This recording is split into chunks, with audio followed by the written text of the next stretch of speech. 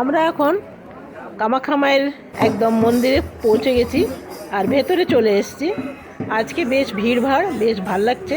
খুব সুন্দর করে সাজিয়েছে, দেখছেন একদম অরিজিনাল ফুল দিয়ে সাজিয়েছে। আমরা চলে এসেছি কুণ্ডতে। কামাখ্যা মায়ের মন্দিরের ভেতরে প্রবেশ করতে গেলে আগে কুণ্ডর ভিতরে হাত পা ধুয়ে মাথার মধ্যে জল টল ছিটিয়ে তারপরে এখানে যে গণেশ ঠাকুর আছে আপনাকে আমি দেখাচ্ছি। এখানে বনি ঋষিও হাত পা ধুয়ে নিল। আর এই যে গণেশ ঠাকুর, হাত পা ধুয়ে গণেশ ঠাকুরের পুজো করে তারপরে কামাখ্যা মায়ের মন্দিরে সবাই যায় পুজো করতে। তো চলুন, আমাদের হয়ে গেছে, আমরা এরপর মন্দিরে ঢুকে যাব। তো আমরা মন্দির থেকে বেরিয়ে গেলাম। মন্দিরে তো ক্যামেরা নিষেধ আছে, তবে এর ফুল ভিডিও আপনারা আমার ভিডিওতে এসে দেখুন, আপনাদের খুব ভালো লাগবে।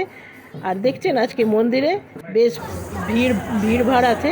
আর এইটা বানিয়েছে ফটো জোন। আর এখানে এত ভিড় কেন জানেন? আনন্দ আম্বানি এসছে। এর নেক্সট ভিডিওতে আপনারা দেখতে